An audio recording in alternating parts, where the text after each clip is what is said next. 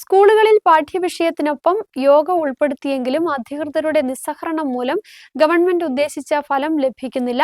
തുടർ പ്രവർത്തനങ്ങൾ ഇല്ലാത്തതാണ് പ്രതിസന്ധിക്ക് കാരണമെന്ന് യോഗ ടീച്ചേഴ്സ് അസോസിയേഷൻ സംസ്ഥാന joint secretary advocate G Gopakrishnan പറഞ്ഞു. യോഗ കൂടുതൽ ജനകീയമാക്കുന്നതിനുള്ള പ്രവർത്തനങ്ങൾ ഊർജിതമാക്കുവാനാണ് അസോസിയേഷന്റെ തീരുമാനം. ഈ വർഷത്തെ അന്താരാഷ്ട്ര യോഗാ ദിനത്തിൽ വൺ എർത്ത് വൺ ഹെൽത്ത് എന്ന മുദ്രാവാക്യമാണ് ഇന്റർനാഷണൽ യോഗ ഡേയുമായി ബന്ധപ്പെട്ട് നമ്മൾ ആചരിക്കുന്നത്.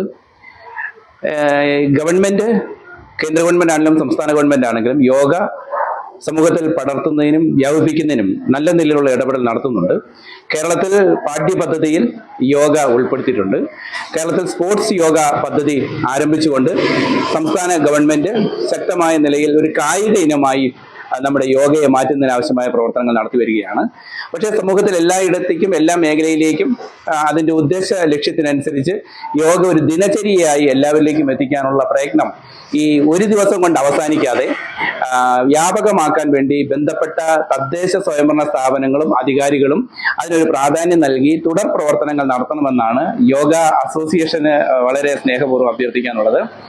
ഇപ്പോൾ നമ്മുടെ നാട്ടില് സ്കൂൾ പാഠ്യപദ്ധതിയിൽ യോഗ ഉൾപ്പെടുത്തിയിട്ടുണ്ടെങ്കിലും സ്കൂളുകളിൽ അധ്യാപകരെ നിയമിക്കുന്നതിന് പ്രധാന തടസ്സമായി നിൽക്കുന്നത് അധ്യാപകരുടെ എണ്ണക്കുറവാണ്. അത് പരിഹരിക്കാൻ വേണ്ടി ഗവൺമെന്റ് 2 കോഴ്സുകൾ നടത്തുന്നുണ്ട്. നമ്മുടെ ജില്ലയിൽ കല്ലാർ ഗവൺമെന്റ് സ്കൂളിൽ ഒരു കോഴ്സ് ഇപ്പോൾ നടക്കുന്നുണ്ട്. തൊടുപുഴയിൽ ഒരു കോഴ്സ് നടക്കുന്നുണ്ട്. +2 വിദ്യാഭ്യാസം കഴിഞ്ഞിട്ടുള്ളവർക്ക് അതിൽ ചേരാവുന്നതാണ്. നല്ല അധ്യാപകരെയാണ് നമുക്ക് കൂടുതലായിട്ട് ആവശ്യം.